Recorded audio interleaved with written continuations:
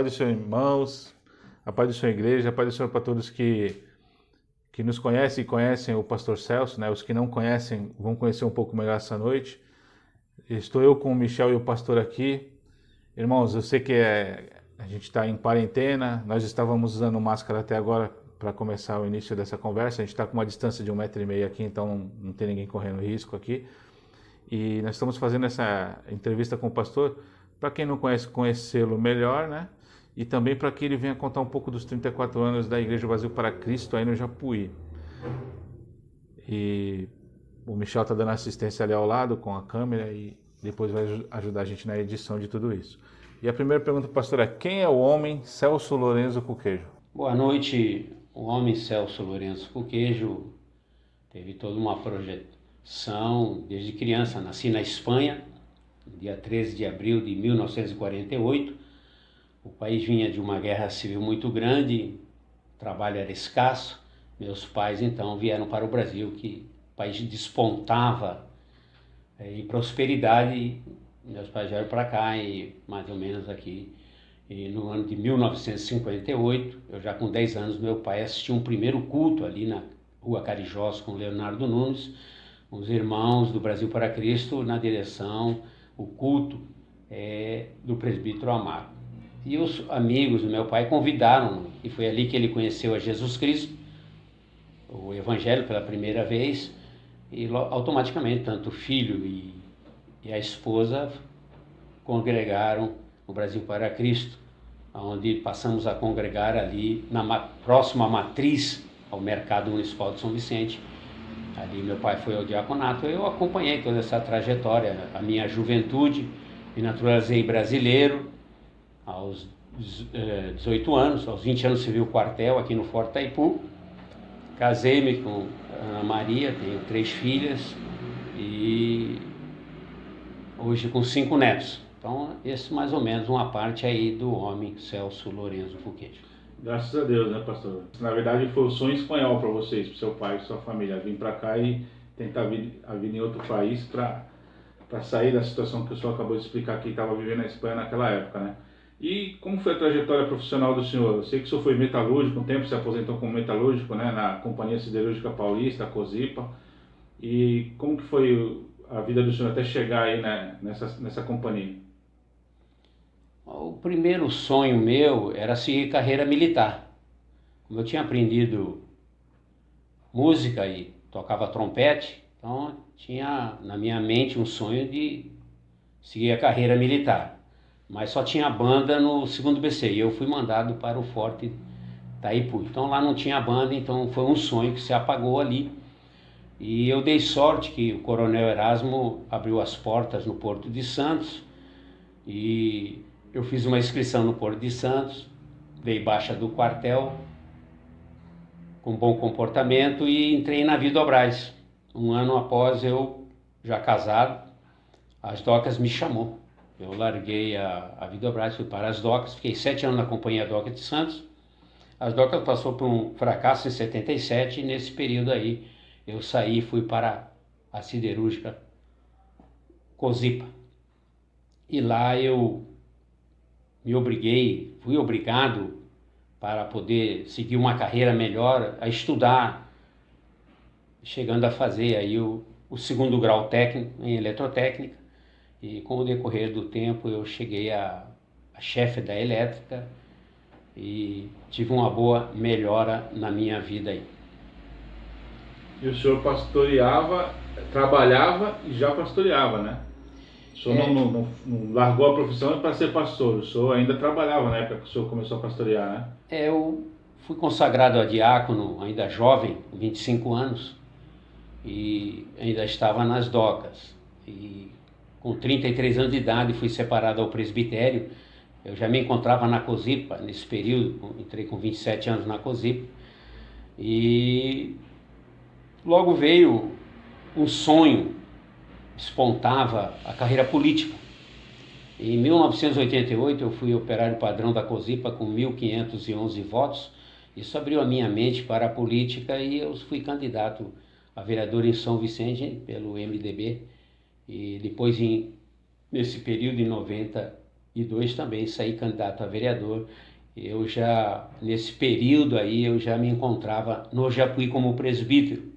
Comecei ali num culto de família, na casa da irmã Uzira, da irmã Renalda, e logo veio um sonho para abrirmos uma congregação, alugamos um salão, e o sonho de comprar um terreno e fazer ali onde é a igreja hoje, no bairro do Japuí, ali na Rua 9. E o meu ministério foi decorrendo e despontando dessa forma, com uma irmã profetizando, dizendo que eu não seria vereador. Eu teimando ainda com esse sonho, em 96 saí a vereador.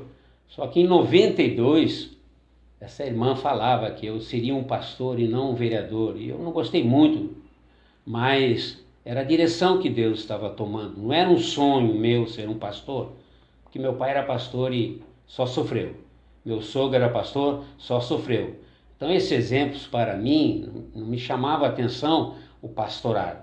Eu achava que com o presbítero eu já estava bem. Mas estava despontando, já comprei terreno, fizemos a igreja do Japuí com 2, 3 famílias ali e crescemos. A igreja hoje tomou outra forma em 92. Em 91 fui separado ao pastorado, então o sonho mudou, Deus mudou o curso da minha história aí. Em 92 eu fui consagrado ao pastorado. Mas voltando um pouquinho aí, pastor, até o senhor, até antes, quando o senhor se converteu, como que se deu a conversão do senhor, da sua família, né? No dia 31 de dezembro de 1958, havia uma congregação do Brasil para Cristo.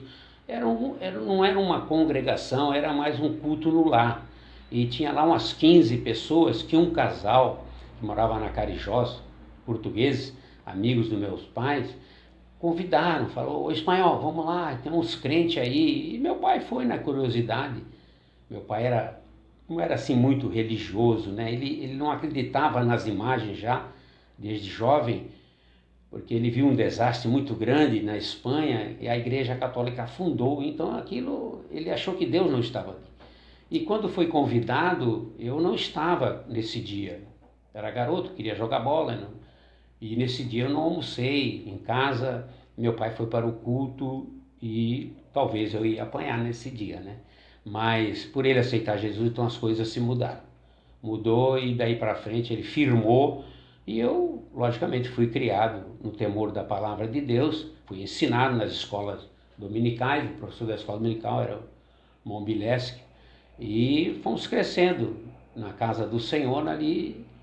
E assim começou a minha conversão. Mas no dia, eu com 12 anos, eu não tinha aceitado Jesus. E numa congregação no Beira-Mar, eu falei com meu pai, quem dirigia lá, eu falei: eu quero aceitar Jesus. E nessa noite eu aceitei Jesus numa quarta-feira com 12 anos. E aos 16 anos eu fui batizado nas águas lá no Rio Itanhaém pelo pastor Salvador, então, futuramente, o meu sogro. Então, mas esse período dos 10 aos 12 anos, onde o senhor fala que queria aceitar Jesus, o seu pai te obrigava a ir na igreja com eles? Se o senhor não fosse, ia acontecer alguma coisa, era isso? Naquele tempo, irmão, os filhos, o respeito era muito grande com os pais, né? Então, o pai levava, e a mãe e o filho, eu tinha que ir, né? Porque eu tinha 10 anos, como é que eu ia? De dia eu não parava em casa, eu só queria saber de jogar bola. Agora, quando eles nos levaram para a igreja, que começou ali na próxima matriz, era a direção do pastor Brígido João de Andrade, já tinha mais de 70 pessoas ali, e ali meu pai já era diácono, e eu era levado, porque naquele período os pais não tinham essa moleza que tem hoje, né? Os filhos acompanhavam mesmo. O senhor então iniciou o ministério lá na Igreja do Brasil para Cristo, no Ministério da Música. Aí daí o senhor foi alcançando posições como diácono e presbítero, e o senhor nunca teve a pretensão de ser pastor. O senhor comentou no começo que, por exemplo, pelo exemplo do seu pai, foi uma vida sofrida, a questão de ser pastor, e isso aí de alguma forma tinha frustrado o senhor nessa questão, traumatizado com alguma coisa? Os meus cunhados, quando eles chegaram em 1962, a igreja já era na Lima Machado, ali próximo ao cemitério, numa carvoaria. foi alugado, ali foi feita a igreja. Meu pai era diácono, ali ele foi a presbítero, dali ele foi para o campo do registro, né? Assumiu ali de registro até o Vale do Ribeira todo. E eu fiquei por aqui, e fui separado ao presbitério, e nesse período aí, quando chegou o meu período, que eu casei, já tinha as 3 filhas, e fui para a congregação do Japuí, irmão. Então, ali começou a mudar todo o meu curso, mas eu observava, meu sogro reclamava muito, e meu sogro tinha 12 filhos, e havia uma situação difícil para ele, porque os irmãos olhavam e falavam: a filha do pastor está de roupa nova.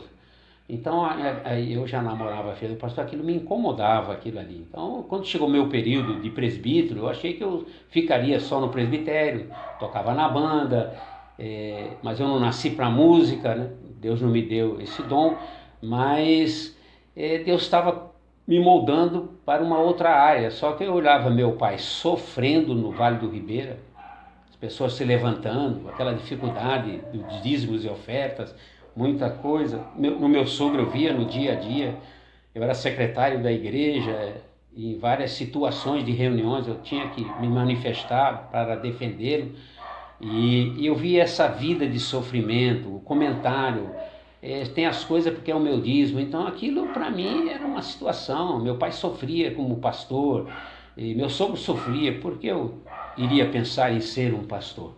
Mas uma irmã, essa irmã é cega, ainda vive até os dias de hoje, ela falou: você não vai ser vereador, você vai ser um pastor. E aquilo me aborreceu, sou sincero, me aborreceu, porque eu não queria. Minha visão era ser vereador.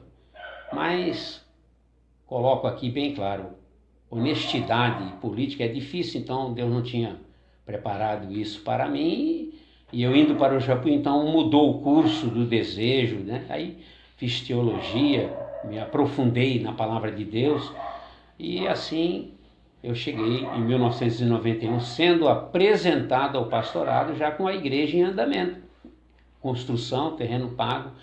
E eu fui apresentar na convenção como um presbítero que já tinha construído uma igreja, e o que faltava para o pastorado. Então a convenção reconheceu, me deu a credencial, e em 92 ali nós inauguramos o templo do Japuí. Então são 34 anos que eu estou no Japuí e 27 anos de construção do templo. Então está aí o meu segmento de ministério no Brasil para Cristo.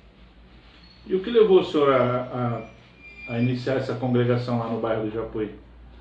Olha, irmãos, eu congregava no Parque Bitaru, ali não tinha uma escala de obreiros. O pastor olhava para a gente: você prega hoje. A gente era pego assim, né? E tinha que estar preparado.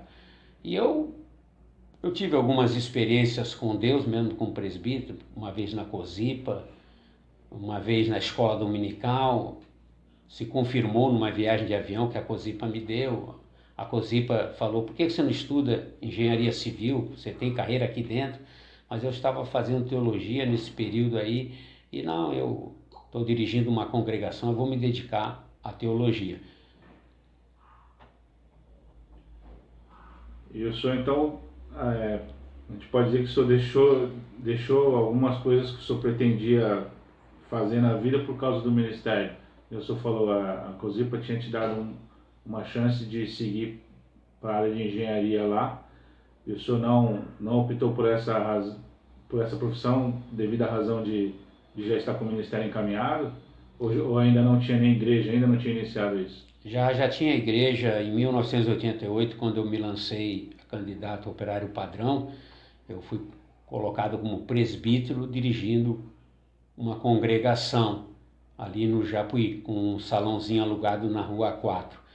Então toda a imprensa da COSIPA jogou no jornal Chapa, e ali mostrou que eu era envolvido no social, era envolvido religiosamente, uma igreja evangélica. E nesse período muitos pastores me chamaram e disseram que eu fui muito corajoso em anunciar dentro da empresa que eu era um presbítero evangélico. Então, eu já estava sendo moldado por Deus aí para um futuro próximo aí ao pastorado, que eu fui apresentado em 91 e consagrado em 92, que era um ano de observação. Então eu vejo que Deus, né, já estava me moldando para esse trabalho. Então, mesmo assim, em 96 eu saí candidato a vereador, já dirigindo lá o trabalho, mas depois eu vi que não era o meu caminho e acabei entendendo que a profecia seria essa mesmo, o meu caminho, o pastorado. Então, para mostrar que profecias acontecem, né, pastor? O senhor tinha todo um pensamento, um trajeto para ir para um lado na sua vida, fazer alguma coisa, e o senhor agia na igreja, no ministério, de uma forma de dar um apoio, uma ajuda, e de repente o senhor foi colocado como presbítero. Eu sei também que tem uma história aí no dia da sua consagração a pastor aí, né, que é uma história que também acho que vale a pena a gente conhecer. O meu sogro, ele não me apresentou ao pastorado, porque logicamente ele tinha um filho, que é o pastor Elias, foi apresentado ao pastorado. E logicamente, se consagrasse outro pastor, a igreja ficaria numa situação difícil. No primeiro século já foi difícil para 3 homens, o apóstolo Paulo, Pedro e mais um outro lá, que era eloquente na palavra, Apolo. Então ficaria difícil. Então eu acabei aceitando a situação, continuei como presbítero, mas quando veio a sede de ir para o Japuí dirigir um culto nos lares e a igreja foi despontando, eu precisava que alguém me apresentasse ao pastorado, mas não tinha ninguém para me apresentar. Então teve uma viagem para São Paulo, consagração de pastores, e o irmão Figueiredo falou: pastor, Celso, eu arrumei uma vaga no ônibus de graça. Falei, eu, você e o seu pai, de graça, arrumei de graça, lá na Praia Grande, pastor Paulo. E nós fomos para São Paulo. Quando eu cheguei em São Paulo, o pastor Bergamin era o presidente estadual, e ali eu fui apresentado, o pastor Antônio Martins, já em memória, ele chamou o Bergamin numa roda de pastores e falou: esse menino aqui já construiu uma igreja, é presbítero, ele pode ser apresentado ao pastorado. O pastor Bergamin se dirigiu para mim e perguntou: quem é o seu pastor? Eu falei: o meu pastor é o pastor Salvador João de Andrade. Ele está aí? Não. Quem está dirigindo lá? O pastor Elias dirige também. Ele está aí? Não. Então o Bergamin se dirigiu para mim e falou: olha, sinto muito. Aí o pastor Daniel, também em memória de São Paulo, ele chegou: mas se o menino é presbítero e já construiu uma igreja, o que falta para ele ser consagrado ao pastorado? Então ali tinham mais ou menos uma meia dúzia de pastores, todos ao meu favor, e ele falou: você trouxe 2 fotos? Eu falei: trouxe. Se apresenta ali para Vasti, e iam consagrar 50 pastores naquela noite. E naquele período o pastor Birajara estava saindo da obra para assumir a igreja Voz Pentecostal. Estavam saindo 50 pastores e estavam consagrando 50 pastores. Naquele momento ali, eu fui lá, entreguei as fotos, e a moça me chamou e falou: está aqui a sua credencial de pastor. Pastor, assim, eu estava num provisório durante um ano sob observação. Eu voltei com aquela credencial, falei: mas já estou separado a pastor, o Bergamin já assinou, né? Fiquei assim e fui lá para a reunião. E foi falado na reunião que ninguém seria consagrado aquele ano, só apenas a colocação de 50 pastores que iriam sair aí. E o pastor Birajara é conhecido nosso, do Brasil para Cristo, ele estava saindo para assumir a Voz Pentecostal. E antes de encerrar, às 7 horas, eu fui para o ônibus da Praia Grande e o presbítero Paulo Teixeira veio e me chamou: estão chamando seu nome lá, vão consagrar 50 pastores, chamaram o teu. Eu, duvidoso, fui, né, e fui falar com o superintendente, então, que era o pastor Isaías, está em memória também. E eu falei com ele, estava o pastor Isaías e o pastor Walter, eles andavam muito juntos. Eu falei: superintendente, me chamaram meu nome, eu preciso do seu aval. Ele falou: olha, filho, eu não posso fazer nada, vai lá, teu sogro não está aí, vai lá, depois você acerta com ele. E eu fui lá, me impuseram as mãos sobre mim e ficamos em um ano em observação para o outro ano sermos consagrados.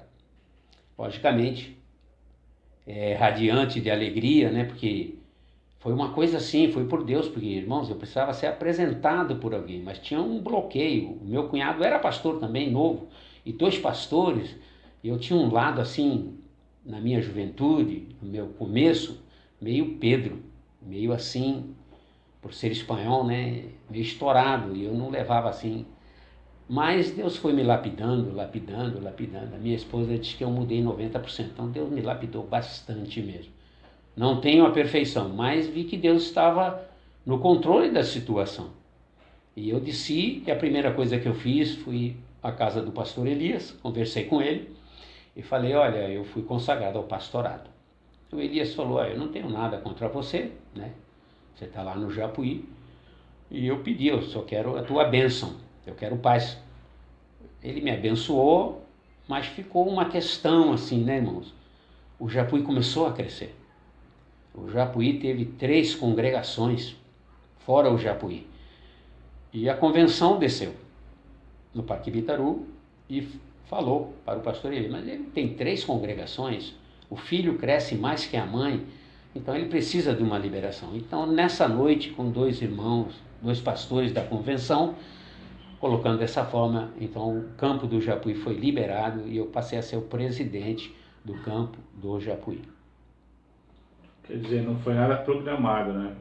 Esse dia foi um dia que marcou o senhor por causa disso.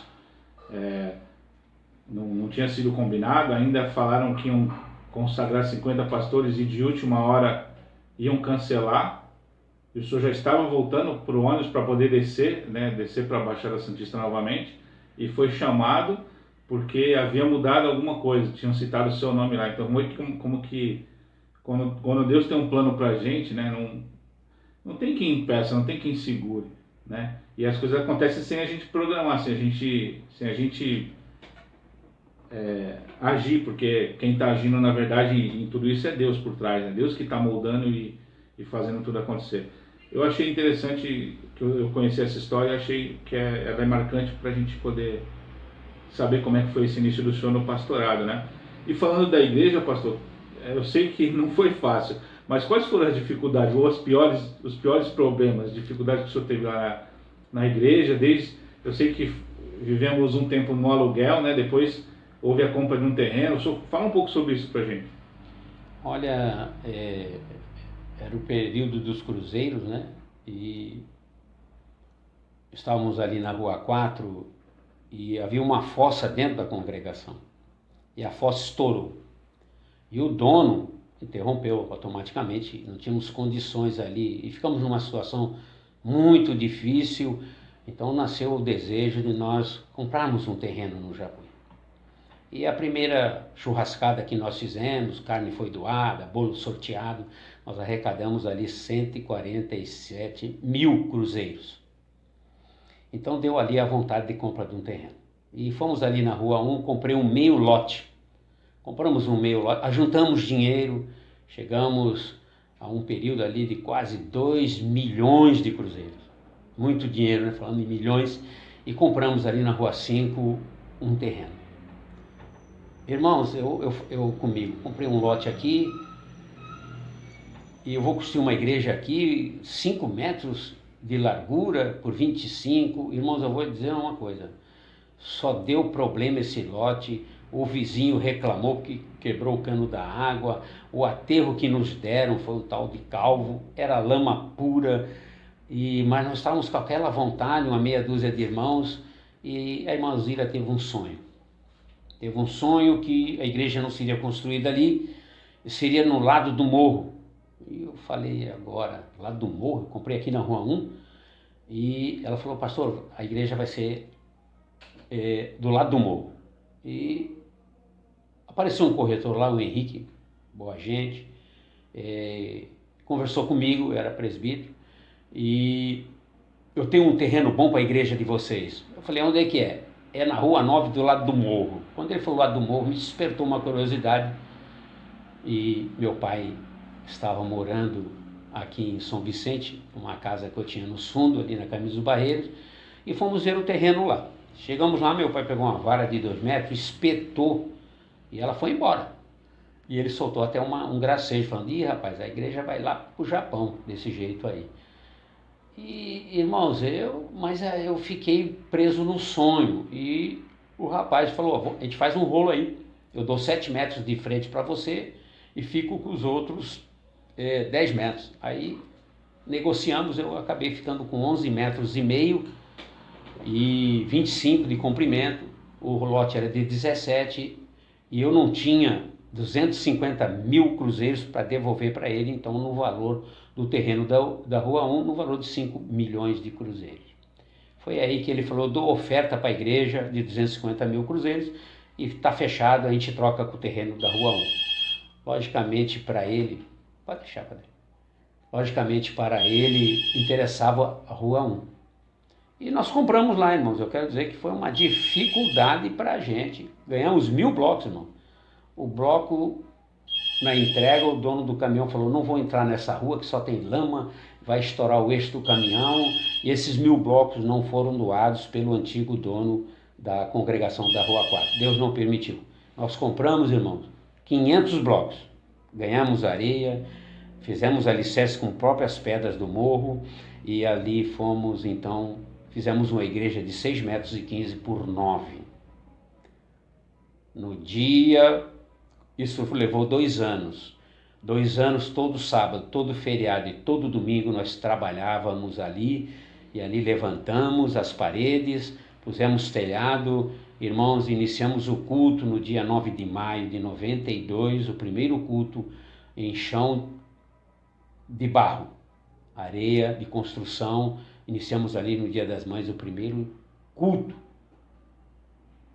E eu já no dia 1º de maio já tinha sido consagrado ao pastorado.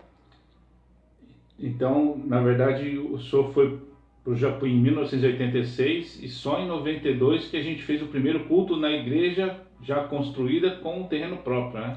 E com recurso próprio da Irmandade da Igreja, né? Isso, em 86, a congregação lá da Rua 4, irmãos, quando eu comecei em 86, em 88 eu saí candidato a vereador, como eu já citei. Eu entreguei a congregação e assumiu lá o pastor Ubirajara e o pastor Vicente, que tinham vindo de Minas, estavam congregando no Parque Bitaru, e eles foram para lá assumindo a congregação.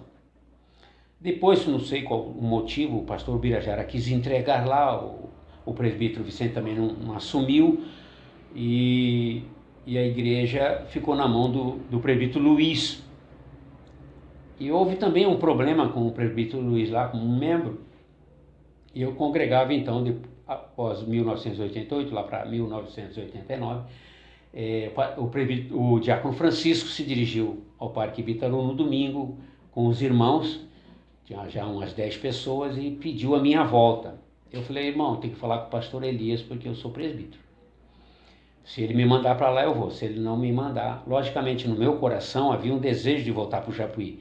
Só que eu tinha que obedecer o pastor Elias para que eu ficasse na direção de Deus.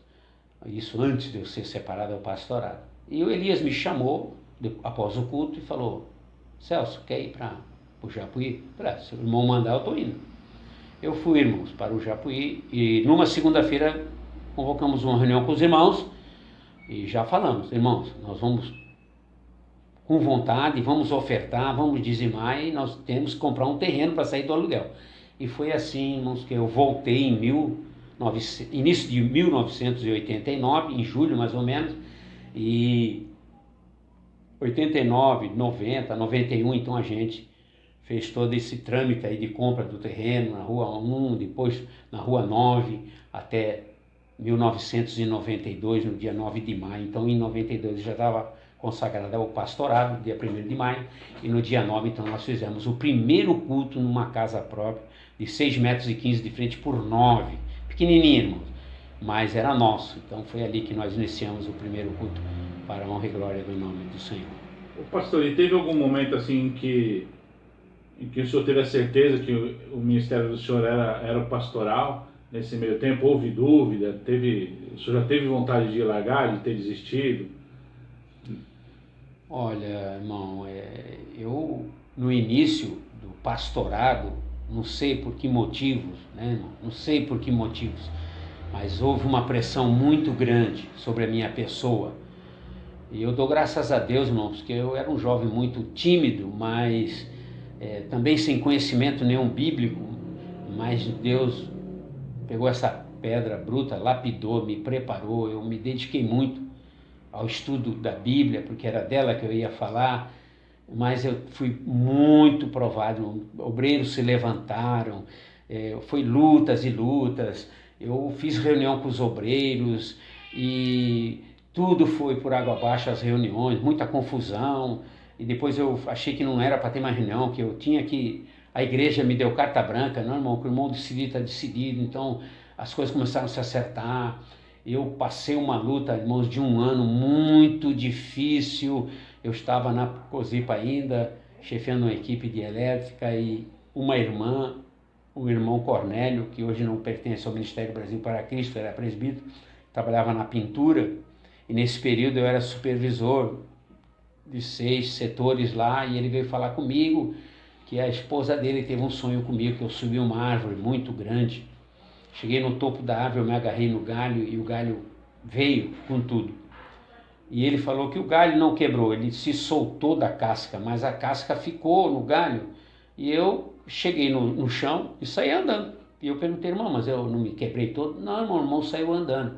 E a minha esposa pôs a igreja em oração a favor do irmão. Eu agradeci e vi ali que eu ia passar por uma luta muito grande, violenta. E ele falou para mim que eu estaria numa luta muito grande. Então eles puseram a igreja ao meu favor em oração, e ele ainda era do Brasil para Cristo. Hoje ele está em outro ministério, abriu um ministério próprio ali no Parque das Bandeiras. E, irmãos, se levantou muitas pessoas contra mim ali no bairro do Japuí, pessoas cristãs, irmão. As pessoas vinham, se uniam. Eu tive uma rádio comunitária e cresceu muito por causa disso o trabalho, mas muitas pessoas se aproximaram devido à rádio, e ali eu fui provado, irmãos, eu fui muito provado. Eu fiz uma oração a Deus, eu morava ali na Caminho dos Barreiros, eu não aguentava mais, irmãos, a vontade era entregar o trabalho, porque primeiro, eu não ganhava salário da igreja, eu não recebia ajuda da igreja em nada, e as pessoas se levantando, e houve várias profecias nesse período, né, irmãos? Houve uma profecia que eu tinha uma luta de julho a dezembro, que eu ia lidar com bodes para aprender a lidar com ovelha. Lógico, é mais fácil lidar com ovelha. Irmãos, uma luta de julho a dezembro se levantou na igreja tão grande, tão grande, tão grande, que, irmãos, só por Deus mesmo. E eu fui elevar a Deus uma oração no meu quarto, sozinho, pedir direção a Deus. E se eu pregasse, irmãos, as pessoas falavam que eu estava atacando e eu não tinha mais força para abrir a Bíblia, nenhuma mensagem. Isso ia me bloquear, porque eu não podia pregar, as pessoas reclamavam, obreiros reclamavam.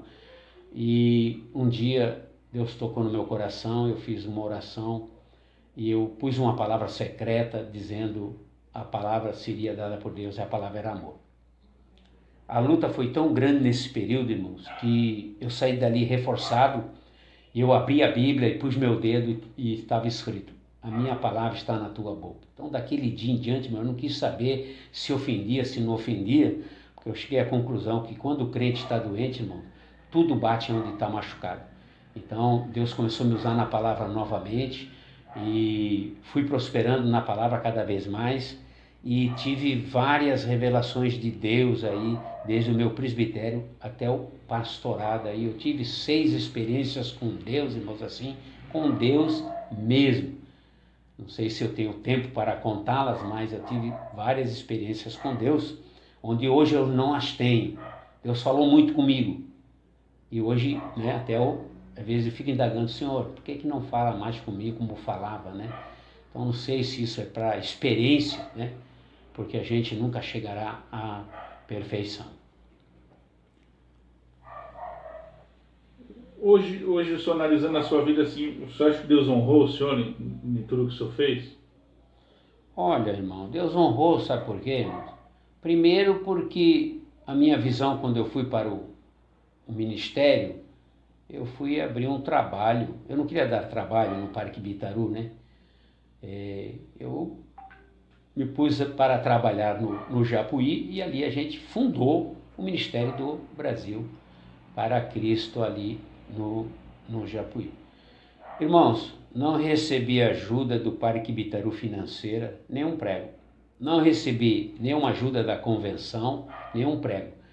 E os irmãos que ali estavam eram pobres. E as pessoas vinham à vontade e chegava caminhão de areia. Irmãos, eu não sei de onde saiu tanta coisa de um povo pobre. E nós construímos um patrimônio hoje que deve estar avaliado aí em mais de 800 mil reais, quase um milhão de reais.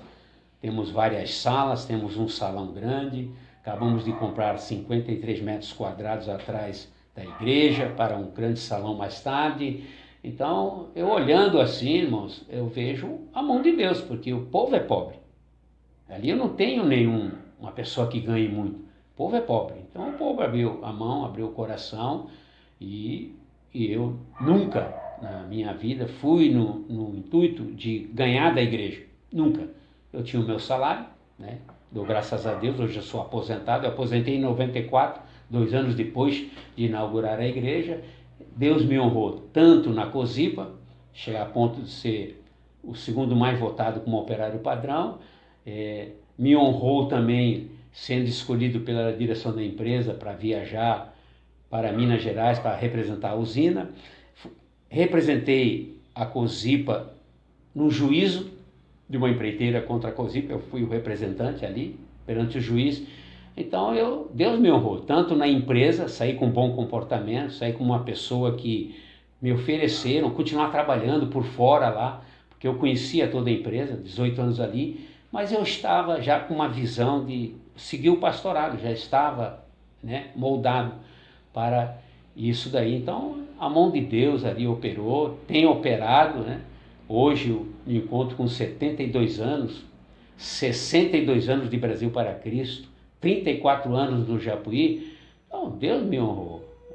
Construímos uma igreja própria, é um patrimônio que pertence à Convenção do Estado de São Paulo. O nome, a escritura não está no meu nome, está no nome da obra Brasil para Cristo, Convenção do Estado de São Paulo. Não tenho nada ali, eu apenas sou o presidente jurídico, mas eu sei que não foi mérito meu, porque eu não tinha chamada para o pastorado.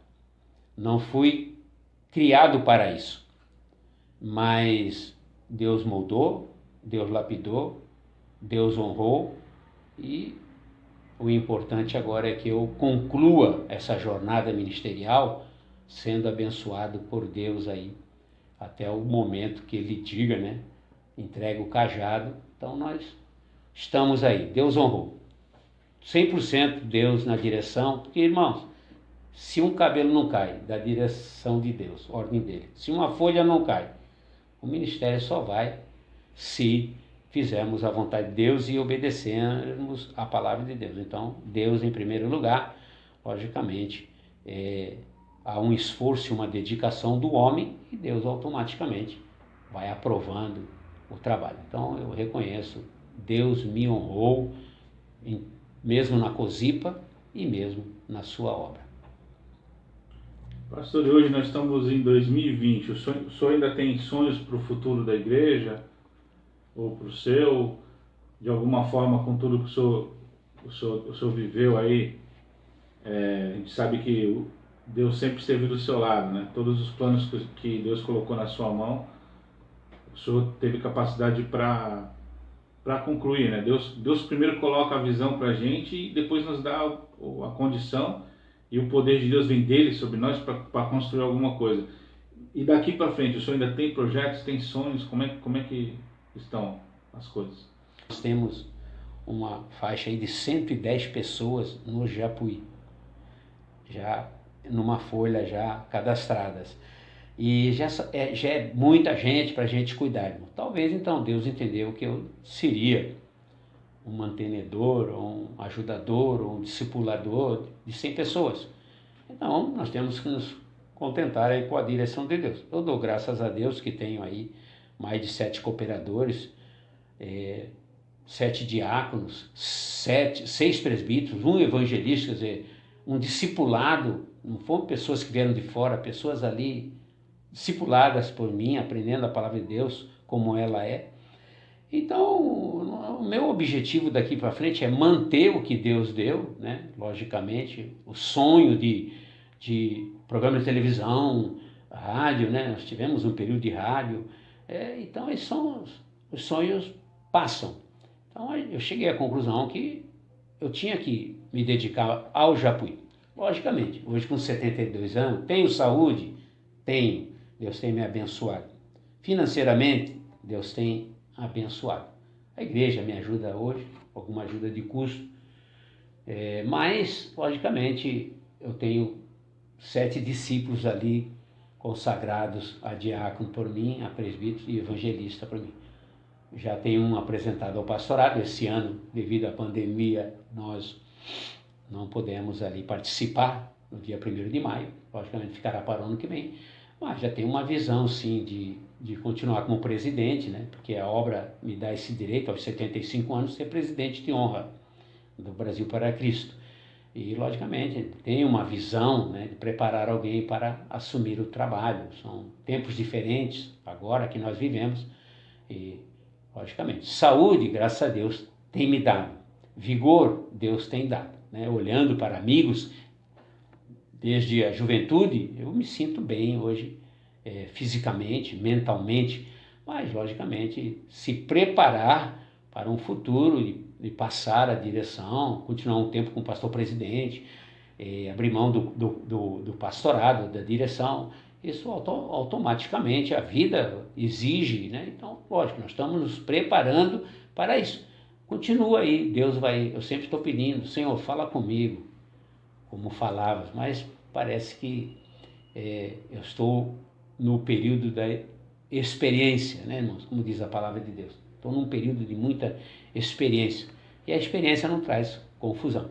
Às vezes as nossas escolhas como seres humanos, nós erramos, mas nós escolhemos e Deus é que capacita. Eu penso dessa forma, porque eu não tinha capacidade de ser um pastor e Deus capacitou, Deus me revelou muitas coisas na palavra de Deus, né, que não posso ficar falando às pessoas, às ovelhas, que não estarão preparadas para isso, mas eu dou graças a Deus por todo o conhecimento teológico que Ele tem me dado. Pastor, aí uma pergunta bem pessoal assim, o que o senhor hoje, pastor Celso, 72 anos, falaria pro Celso, de 34 anos atrás, que estava iniciando o seu ministério? Olha, eu com 34 anos atrás, jovem, cabelo preto, costeleta, sem rugas, né? Uma visão que eu tenho hoje de administração, que a gente administra a minha situação financeira e eu administro a financeira da igreja. Então compramos, edificamos, não devemos para ninguém, não nos envergonhamos nessa parte. E não, numa visão de não explorar a igreja como vivemos uma época de exploração. Então, irmãos, eu me contento com o que Deus me deu. O que Deus me deu, que é meu, e o que Deus deu para administrar a igreja é da casa do Senhor, e nós fazemos o melhor para a casa do Senhor. Mas a visão que eu tenho hoje, pessoal, logicamente, a visão que eu tenho hoje, numa visão de 40 anos de idade, eu hoje podia ter, assim, muito mais do que tenho hoje, porque a visão hoje é diferente. Agora, no ministério, logicamente, a visão que temos é a experiência, Então vem hoje nós temos profeta no YouTube, hoje nós temos profeta no WhatsApp, hoje nós temos de tudo, irmão. Mas não é bem assim. Hoje a mídia, a comunicação está aí aberta para a pessoa colocar o que quer, o sonho que quer, mas pela experiência não é muito bem assim não, viu, irmão? A palavra de Deus sendo interpretada totalmente diferente, é um evangelho muito levado ao lado financeiro, é um evangelho muito para o lado muito moderno, e nós vemos que a espiritualidade ela tem decaído muito, porque hoje é mais uma apresentação. Hoje é ter uma igreja, né? Hoje é ter uma avaliação financeira da igreja grande, está na mídia, mas nós aqui, a visão hoje, né, pela igreja ser uma igreja simples e um povo pobre, e não obrigando ninguém a dizimar, não obrigando ninguém a ofertar, mas sendo tudo voluntário, eu administro o que entra, conforme Deus me dá a direção. Deus tem me ensinado muito nessa área administrativa. Não misturo o que é meu com o da igreja para não ter problema. Mas a visão de hoje, se eu tivesse uns 34 anos, eu teria investido na mídia, muito mais, né? Porque quando tinha uma rádio, evoluiu o Brasil para Cristo, ficou muito conhecido aqui na Baixada, onde pegava. Mas o governo nunca nos liberou a rádio, eu respondi processo por causa disso. Logicamente é um balde de água fria. Mas hoje a igreja, que tem um poder aquisitivo, logicamente, se ele tiver um programa de televisão de 15 minutos, ele atinge aí 5 milhões de pessoas com uma facilidade, como o WhatsApp hoje, ou o YouTube pode atender, chegar a 2 mil pessoas. Então hoje a mídia ela vem no forte, a gente não é desse período. Então a minha visão hoje ainda é mais um lado, né, do passado, logicamente. A molecada que vem hoje, os meninos que vêm hoje, as pessoas que vêm hoje, os jovens que vêm hoje, os obreiros que vêm hoje, a mentalidade é outra, eles vão usar com mais facilidade a mídia. Então seria essa visão. Eu não nasci nesse período, né? Passei por esse período, mas os que estão nascendo nesse período, logicamente que a visão é outra. Em nome de Jesus. Pastor, para a gente finalizar aqui então, a última coisa que eu vou pedir para o senhor. Que conselho o senhor daria para alguém que pensa ou está iniciando a sua carreira ministerial nesse momento? Bom, o primeiro passo é cumprir a palavra de Deus. Esse é o primeiro passo, cumprir a palavra de Deus. Segundo passo, ser justo, honesto e deixar Deus mudar o caráter. Terceiro passo, desejar ser e orar a Deus que cumpra na vida da pessoa esse desejo. Amém, pastor. Eu agradeço, né? Eu sou grato a Deus por ter o senhor como meu pastor, já desde os meus 12 anos, né? Em 86 eu tinha 12 anos de idade, e eu sempre vi um exemplo no senhor, sempre vi um homem de respeito, que a gente podia se apoiar, e que tem algo grande, tem um chamado de Deus, porque eu vivi muito bem e vi muito bem parte de tudo que o senhor contou hoje aqui, né? Nesse testemunho, nessa entrevista que a gente fez aqui. E quero dizer para o senhor que é um orgulho fazer parte desse ministério. Eu creio que eu falo em nome de todo o ministério da igreja, né? O senhor realmente é uma referência para a gente, e a gente aguarda e espera em Deus, que Deus ainda lhe dê muito tempo. A gente quer ouvir o senhor ainda muito tempo pregar, quer ouvir o senhor nos ensinar, chamar a nossa atenção, porque nós sabemos que há no senhor uma pessoa que nos ama, e nós também amamos o senhor por toda a dedicação que o senhor tem dado à igreja. Amém? Eu agradeço por isso a Deus, né, na sua vida, por tudo isso, pastor. Amém? Amém.